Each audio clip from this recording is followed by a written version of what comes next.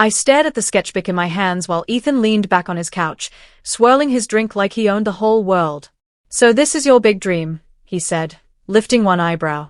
A small design studio. I tried to smile. Yeah. I know it's small, but… It's not small, he cut in, laughing. It's tiny. Ava, people like you don't build companies. You should stay simple. His words hit harder than I expected. People like me?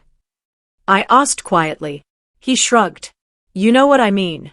You're soft. Sweet. Not built for cutthroat business. I'm not asking to run an empire, I whispered. Just something of my own. That's exactly what worries me, he said. You think too small. I felt my chest tighten, but I forced myself to keep my voice steady. I don't think small. I think realistic. Realistic is boring, he said. You should learn to aim higher. I am aiming, I murmured, but he'd already lost interest, scrolling through his phone. My heart sank. Ethan, are you even listening? Relax, he said, waving a hand. I'm just checking something. What something? He smirked. I applied to Carter Innovations. Dad pulled some strings. My stomach dropped. You didn't tell me. Why would I need to? He said casually. It's my career. I thought we shared things like this, I said. At least talked about it. You overthink everything, he replied. It's not a big deal. Besides, you wouldn't understand the pressure. I swallowed. I could have tried to. He laughed again, softer this time. Ava, you're sweet, but you're not on that level. I looked at my sketchbook. You think I'll never make it? He hesitated for half a second. Honestly? No. But that's fine. Not everyone's meant to succeed. My voice cracked. I didn't know you saw me like that.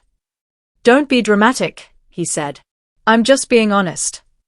I opened my mouth to argue, but my phone buzzed. It was Sophie. I stepped away and answered. Hey. You sound weird, Sophie said. What happened? Nothing, I said quickly. Just talking. You want me to come over? No, I whispered. Not now. Ava.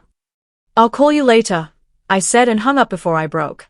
When I turned back, Ethan was on his balcony, phone pressed to his ear. I only meant to grab my bag, but then I heard it, his voice, low and amused. Lena, relax, he said. She won't ever leave. She's too soft. My breath froze. I know, he continued. She's harmless. Cute, but harmless. I felt my fingers curl into fists. Harmless. Soft. Not meant to succeed. He laughed again, the same laugh he used with me, and something inside me cracked. I stepped back, afraid I'd fall apart right there. He walked in a minute later, totally unaware. You're still here? He asked. I forced a smile. Yeah. I was just thinking. Don't think too much, he said. It never helps you. I nodded even though every part of me wanted to scream. Right. He wrapped an arm around my shoulder like nothing happened. You'll be fine as long as you don't chase impossible things. I stared at the wall, pretending his words didn't burn. Impossible, I repeated quietly. Exactly, he said. I closed my sketchbook. Thanks for being honest. See, he said, kissing my cheek. You're understanding. But I wasn't. Inside, something had shifted. Something small, but sharp enough to cut. I looked at him one last time and whispered in my mind, one day I'll leave, and you won't see me as soft again. I sat across from Ethan in the crowded cafe, trying to understand why he kept staring at the door instead of at me. You're quiet, I said softly. Did something happen? He sighed loudly. Yeah, something happened. I finally realized you're holding me back. My heart dropped. Holding you back? How? You're too emotional, he said. Too slow. Too average. I need someone who matches my ambition. I felt people turning their heads. Ethan, can we not do this here? This is the perfect place, he said. At least you won't make a scene. A scene? I whispered. I'm just trying to understand. There's nothing to understand, he replied. I'm joining Carter Innovations. I need a partner who fits that life. So I don't fit your life anymore. You never did, he said bluntly. You're comfortable with small dreams. My hands shook under the table. I supported you. Every step. I believed in you. You believed too much, he said. You depended on me. It's pathetic. I felt my throat close. Pathetic? I loved you. He rolled his eyes. Exactly. You love too easily. You trust too fast. You're soft. A woman behind us gasped. I heard whispers but kept my eyes on him. Why are you saying all this? Because I'm done pretending, he said. I'm breaking up with you. Everything inside me cracked.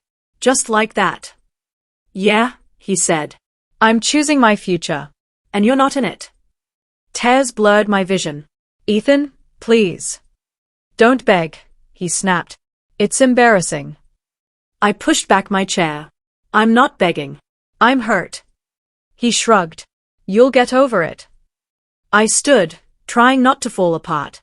One day you'll regret this. He smirked. Doubt it. I walked out before he could see me break. The cold air hit my face as tears fell freely. Ava. Sophie called, running toward me. I collapsed into her arms. He did it. He ended everything. She held me tight. What did he say? All the worst things, I whispered. Things I didn't know he thought of me. She stroked my hair. You don't deserve any of that. I thought he cared, I said. I thought I mattered. He's a coward, Sophie said. He hurt you because he's afraid you'll outgrow him someday. I shook my head. No. He thinks I'm nothing. That's his lie, she said firmly. Not your truth. I cried harder, gripping her coat. Why did I love him so much? Because your heart's real, she said. His isn't. She walked me home, staying beside me until I reached my door. Call me if you need me, she said. I will, I whispered, though I wasn't sure I had the strength. Inside my tiny apartment, I sank to the floor. Ethan's words echoed like poison, holding me back. Average. Pathetic. Soft. I pressed my hands over my ears, but it didn't stop the sound of his voice. I gave him everything, I whispered. And he saw nothing in me. Silence filled the room, heavy and cold. I wiped my cheeks and looked around at my small space. For the first time, I admitted the truth. I loved a man who never respected me. I sat in the dim light for a long time, breathing through the pain, letting the truth settle inside me like a sharp stone. My chest still hurt, but underneath the hurt, something new flickered. Maybe it was anger. Maybe it was strength. Maybe it was both. I felt something waking inside me.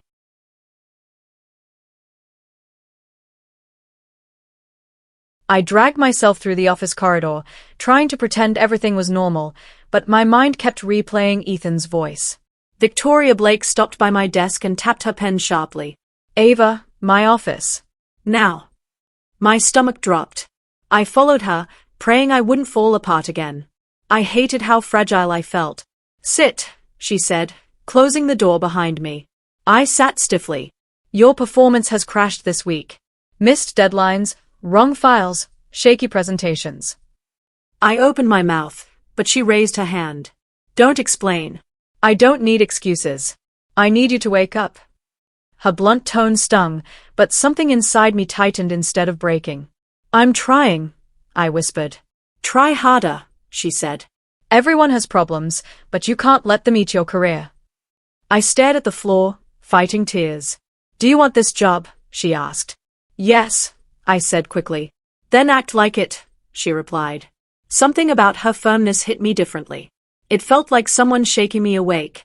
When I returned to my desk, my hands were still shaking, but my mind felt sharper. Wake up, I repeated under my breath. At home that evening, I opened the drawer I hadn't touched in months and found my old notebook. I flipped through pages covered with sketches, prices, tiny plans. My chest tightened, but not from pain. Liam knocked on my door without warning. Ava? You home? I wiped my face fast. Yeah, come in. He stepped inside and looked around. You sound weird. What's going on? I showed him the notebook. Remember this? He smiled softly. Your big dream. My throat tightened. It's stupid now. No, he said. It's you. I sat beside him. I messed everything up. No, you didn't, he said. Someone hurt you. That's different.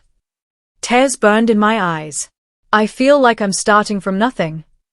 Then start, he said simply. You're stronger than you think. I let out a shaky breath. Why do you believe in me so much? He nudged my shoulder. Because you always get back up, even when you think you can't. I looked down at the sketches. I don't know where to begin. Begin anywhere, he said. Just don't stop. His certainty broke something fragile inside me again, but this time it wasn't pain. It was relief. I held the notebook to my chest. What if I fail again? Then fail again, he said. But fail trying. I laughed weakly. You make it sound easy. It's not easy, he said. But it's worth it. I closed my eyes and whispered, I want to start over. Then do it, he said. I've got your back. After he left, I sat on the floor with the notebook open in my lap. The apartment felt quiet, but not empty. I touched the page where I'd written my first idea years ago. No one believes in me, I whispered. Saying it hurt, but it also felt honest. Then I whispered the words that changed everything. I'll believe in myself. For the first time since everything collapsed, I felt a spark inside me instead of a wound. I whispered, I'm not done. The room stayed silent, but I felt like it heard me. I picked up my pencil, drew one shaky line, and whispered, this is where I rise. I was standing near the refreshments table at the work event, trying to ignore the hum of conversation, when I heard it. She's talented, for a junior, someone said, smirking. But she's not ready for anything serious. Too green. My chest tightened. I wanted to shrink into the floor. My hands were clammy, and I muttered under my breath, they don't even know me. A deep voice cut through the murmurs. Excuse me, did I hear that correctly?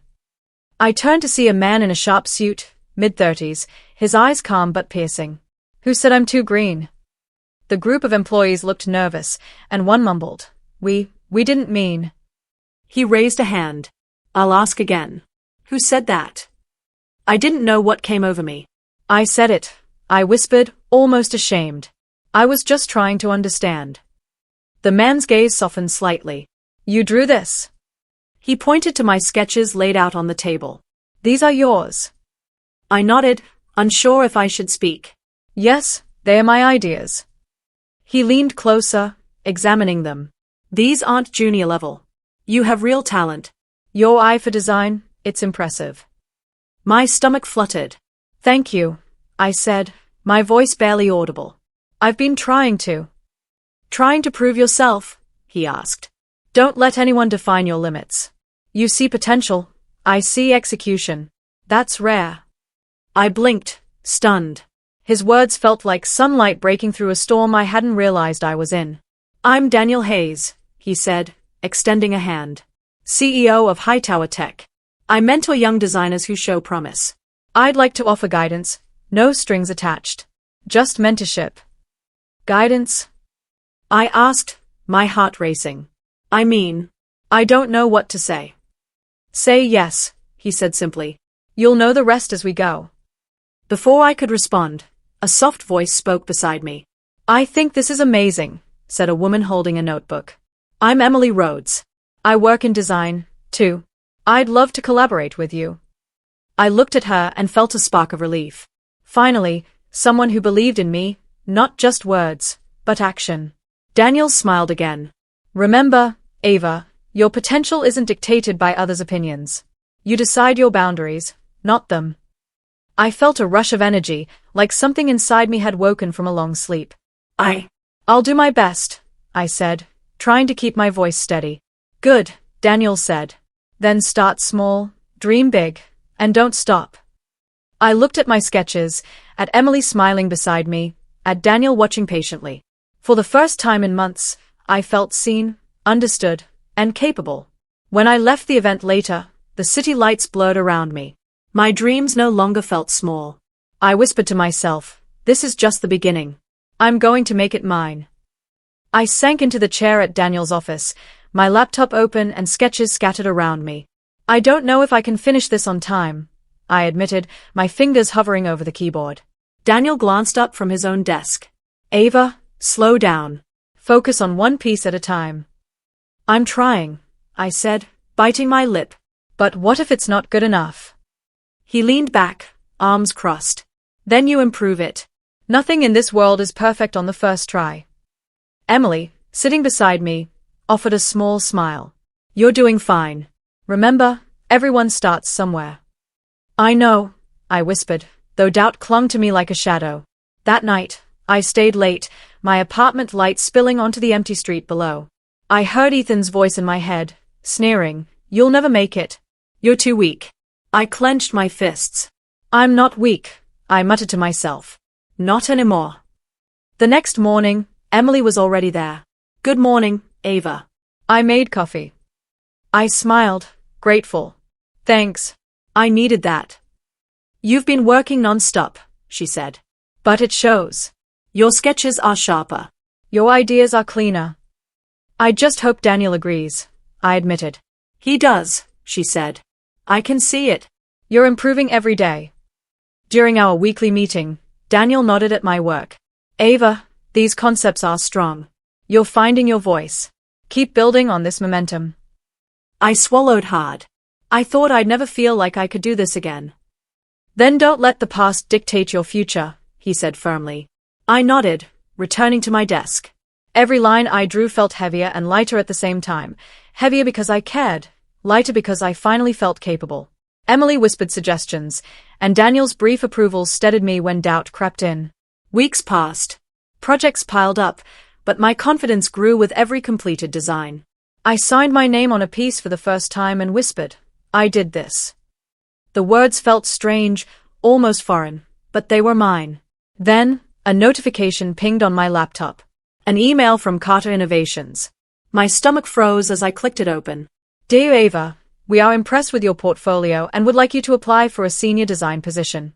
I stared at the screen, unable to breathe for a moment. My hands shook. Carter Innovations, the company Ethan bragged about. The empire he said I'd never reach. Emily leaned over. "Everything okay?" I swallowed, words catching in my throat. "It's from Carter Innovations." Her eyes widened. "Wow. That's huge. You deserve it." "I know," I said, my voice trembling. "But it's him. Ethan. I don't know if I can handle this." "Then handle it your way," she said softly. "You're stronger now. Don't forget that." I closed my laptop, trying to steady my racing heart. My portfolio felt heavier in my lap, not because of its contents, but because it was proof. Proof that I could build something real. That I could succeed without him. I whispered to myself, barely audible. "I can do this. I'll decide what I want. No one else." For the first time, I felt a strange mix of fear and excitement. My hands still trembled, but they were ready to create, to fight, to claim my place. On my own terms that I stared at my laptop, my fingers frozen over the keyboard. An email blinked in my inbox, Carter Innovations. My heart stopped. "Dear Ava, we were impressed with your portfolio and would like to schedule an interview." I whispered, "No way." Emily peeked over my shoulder. "Is that real?" "Yes," I said, my voice shaky. "Carter Innovations, they want me to apply." She raised an eyebrow. "You mean Ethan's company?" I clenched my hands. Exactly. Him. I don't know how to feel." Emily sat beside me. "Honestly, I think it's incredible. Your work got their attention, they are desperate. Something major must have failed under him." I felt a small twist in my chest. Satisfaction? "It's petty, but part of me wants to see him squirm." "Petty doesn't help you," Emily said gently. "Focus on what you want, not revenge." I nodded, biting my lip. I want him to see me as more than he ever did." Daniel's message popped up next. "Decide what's right for you, not for him." I leaned back, trying to sort through the whirlwind in my head. I thought of Ethan, his sneers, his laughter at my small dreams, his dismissive tone. And now this. Sophie's text buzzed on my phone. "You don't need them, Ava. You never did." I read it 3 times, letting the words sink in. "Never did." I whispered, "I don't need them." "Not really. But I want him to see me. Emily put a hand on my shoulder. Then go. Not for revenge, not for him, but for yourself. Face your past, show your growth. I exhaled slowly. I'll go, but only to face him. That's all. The idea of walking into Carter Innovations filled me with both fear and excitement. My heart pounded. My hands shook. I pictured the boardroom, Ethan there, smirking like he always did. I murmured, he's going to see the woman I've become. Emily smiled softly. Exactly. That's enough. You don't owe him anything else. I nodded, already imagining the steps I'd take. The elevator doors. The conference room. My portfolio in my hands. My head held high. Daniel's voice echoed in my memory. Decide what's right for you, not for him. I whispered it aloud. Right for me. Sophie's words lingered too. You don't need them. I sat back and stared at the email again. The fear and tension clashed with something sharper. A sense of power. I wasn't going to beg. I wasn't going to plead. I would enter that room as myself. I closed my laptop for a moment, letting my chest rise and fall. I'll go, I said finally. Not for revenge, not for him, but to see my own strength reflected in his eyes. Emily squeezed my shoulder. That's the Ava I know. I smiled faintly. Yeah, that's me now. And for the first time, the thought of facing Ethan didn't make me shrink, it made me feel unstoppable. I stepped into Carter Innovations, heels clicking softly against the polished floor. The lobby felt familiar, but I wasn't the same Ava who'd fled months ago. Calm, steady, confident, this was me now. Then I saw him. Ethan. His eyes widened for a fraction of a second. He straightened, trying to mask it with a smirk, but his voice cracked when he greeted me. Ava, you're here. Yes, I said smoothly, keeping my chin high. I'm here. He opened his mouth, closed it, then tried again. I didn't expect me to succeed. I interrupted, letting the words land. His jaw tightened. In the boardroom, the atmosphere shifted. The board members were curious, polite, some skeptical. Ethan shifted in his chair, clearly uncomfortable. I set my portfolio on the table, hands steady. Thank you for inviting me, I began. I've prepared designs that reflect both creativity and functionality. I'd like to present them clearly so you can see my process and results. Ethan swallowed. I noticed Lena watching from behind the glass, her lips pressed tight in a frown. Daniel's words echoed in my mind. Decide what's right for you, not for him. I clicked through my slides, speaking with clarity, explaining concepts, detailing improvements. Each word felt like a victory. My voice didn't waver. The board nodded, impressed. Ethan shifted again, glancing at the portfolio like it burned him. I helped her see potential, he muttered, trying to sound casual. I turned to him, eyes locking with his. You inspired nothing, I said, voice calm but cutting. Nothing. He froze. A flicker of recognition, or maybe shame, passed over his face. The board chairman leaned forward. Ava, these are outstanding. Your vision, execution, it's exactly what we needed after the recent project issues. I kept my gaze steady on Ethan as he swallowed hard, clearly shaken. His smirk had vanished. One of the members asked, Did someone assist you, or is this entirely your work? It's mine, I said simply. But I've had mentorship and collaboration from others who believed in me, which helped refine my ideas. Ethan opened his mouth, but no words came. His attempt to claim influence or credit fizzled in the air.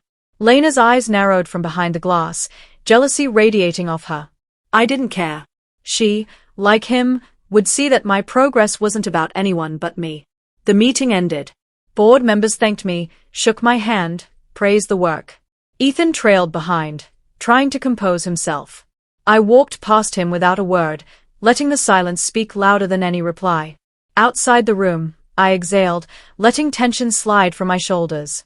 The sight of Ethan nervous, unsettled, no longer hurt. It was closure. I whispered under my breath, just for me. I am more than he ever imagined. I am enough.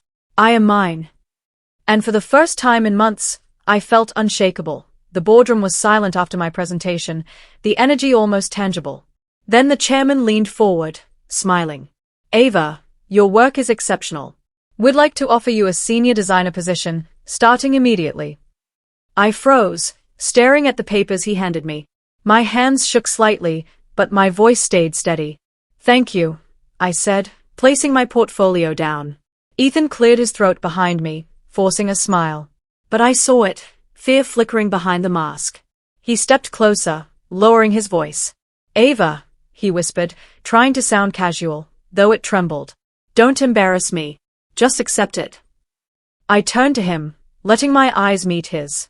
His arrogance had vanished. Only a shadow of the man who mocked me remained.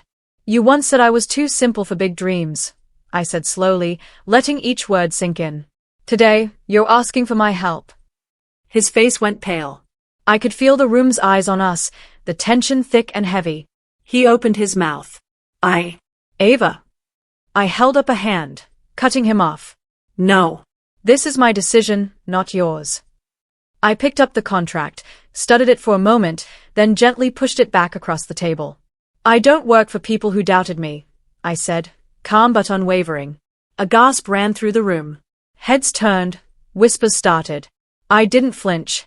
Ethan's jaw tightened, his knuckles white as he gripped the edge of the table. "You can't," he began, but the words faltered.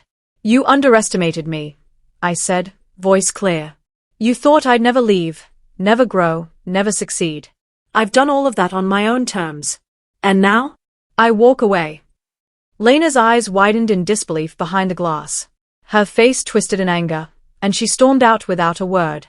I heard her heels clicking sharply, echoing like a warning. Daniel leaned back in his chair, a proud smile tugging at his lips.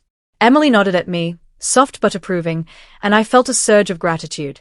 The board members exchanged glances, murmuring quietly. A few approached me, smiling. "Your confidence is impressive," one said. "We respect your choice." I lifted my chin, letting my gaze sweep the room. Ethan was still standing, frozen. His forced confidence had crumbled completely. "You see," I whispered, more to myself than anyone else, "I am not small. I am not soft. I am not yours to control." He looked at me, a mixture of shock and something else I couldn't name. Regret, maybe fear. I didn't wait to see him recover. I picked up my bag and started toward the door, each step deliberate, each one heavy with finality. The murmurs followed me, but I didn't care. I opened the door, paused, and glanced back once. Ethan's face was pale, stunned. The boardroom was silent again, but now it was different. Respect replaced expectation. I stepped out into the hallway, the sunlight hitting me like approval, like freedom. My heart beat steady, strong, unstoppable. And for the first time, I felt truly untouchable. I was unlocking my apartment door when I noticed someone standing there. My stomach clenched. Ethan. He looked broken. Not the confident, mocking man I remembered. His shoulders slumped, eyes red-rimmed. "Ava," he said quietly. "Can we talk?" I hesitated, my hand on the doorknob. "What do you want, Ethan?" I need to apologize," he stammered. "I was insecure, pressured by my father. I took it out on you, and I see now how wrong I was." Old emotions threatened to rise, the ache from months ago. I swallowed hard, my chest tight. I don't know what to say." "Just hear me out," he whispered. "I didn't mean to hurt you the way I did. You didn't deserve it."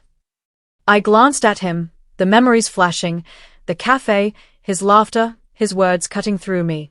The girl who cried, trembling, feeling worthless. But she wasn't here anymore. "I forgive you," I said finally, keeping my voice calm. "But that doesn't mean I want you in my life." His shoulders sagged further. I understand. You need to understand one thing," I interrupted softly. "I've moved on. I've built myself. You don't get to step in now." Tears welled in his eyes. I was blind. I didn't see your strength. I don't know. I thought I had to belittle you to feel bigger." "Then you were always small," I said, steady. "And now you see what you lost." He sank onto the stoop, burying his face in his hands. "I don't deserve your forgiveness," he muttered. "Maybe not," I said. "But forgiving isn't about you. It's about me. Letting go. Closing this chapter." I felt a weight lift off my shoulders. I had imagined this moment 100 times, and it was nothing like I expected. So much better. I could breathe freely again. He looked up at me, his face streaked with tears. I'm so sorry, Ava. Truly. You've said that, I said, turning to go inside. And it's enough. Goodbye, Ethan. I stepped into my apartment, closing the door firmly behind me. The air felt lighter, my chest unburdened. Sophie's voice buzzed from my phone seconds later. Hey, everything okay? I laughed softly, tears still clinging to my lashes. You'll never believe who just showed up at my door. Don't tell me. I told him everything, I said. I forgave him. But I told him he's out of my life. There was a pause on the other end, then her voice softened. Ava, I'm proud of you. You finally closed that chapter. I feel it, I whispered. It's done. Completely done. She laughed, relief in her voice. Come over. We'll celebrate the new you. I hung up and sank onto the couch, exhaling slowly. For the first time in months, there was silence, but it didn't feel heavy. It felt free. I touched my chest, feeling the steadiness of my heartbeat. The pain, the heartbreak, the humiliation, they were all behind me. And I realized I had finally, truly closed the last chapter of that story. I smiled, alone but whole, finally breathing freely. I opened the door to my studio for the first time, sunlight spilling across the polished floor. My heart raced, not with fear, but with pride. This was mine. Every sketch, every decision, every late night that had led me here. Daniel stepped in behind me, his usual calm smile in place. Ava, look at this. It's perfect. I laughed softly. Perfect? I think it's more than perfect.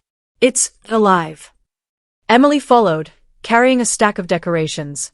And alive means chaotic sometimes, she teased. But that's the beauty of it. It's all yours. I glanced around, seeing the sketches pinned neatly on boards, the supplies ready for use, the small lounge corner we'd designed together. I can't believe this is really happening, I said, my voice shaking slightly. After everything.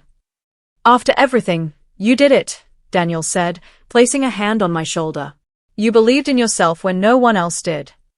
Emily nudged me playfully, including some very small-minded people who thought your dreams were laughable. I smiled, thinking of Ethan. The memory still stung, but it no longer hurt. Yeah. I've come a long way from the girl he mocked. A knock at the door pulled me out of my reverie. Liam stepped in, a bright bouquet of flowers in hand. For the new studio owner, he said, grinning. I took the flowers, my eyes misting. Thank you, Liam. I really needed this. You've earned it, he said simply. You're unstoppable now. I set the bouquet on the counter and looked at Daniel. I don't know how to thank you. You believed in me when I couldn't even believe in myself. He shook his head. I didn't do anything you couldn't do yourself. I just helped you see it. Emily smiled softly. That's what mentorship is. And sometimes friendship too. I laughed, feeling warmth spread through me. Trust, I whispered, more to myself than anyone. I feel trust growing. Not dependence, but trust in people who believe in me. Daniel caught my gaze and gave a small nod, an understanding smile on his face. It was new, different from anything I'd felt with Ethan, steady, calm, encouraging. I moved to the window, sunlight spilling onto my face, feeling it warm my skin, my heart, my soul. I thought of the years of doubt, of heartbreak, of struggle, and how each step had led me here. I turned back to the studio, inhaling deeply. Every corner, every sketch, every color told my story. Not Ethan's. Not anyone else's. Mine. I whispered, softly but firmly. This is my life now. And for the first time, I fully meant it. No lingering doubts, no shadows from the past. Just me, standing in the place I had built, in the life I had earned. Daniel and Emily were beside me, Liam's flowers bright on the counter, and I felt a profound sense of completion. A life reclaimed, a dream realized. I smiled, letting the sunlight wrap around me, and whispered again, this is my life now.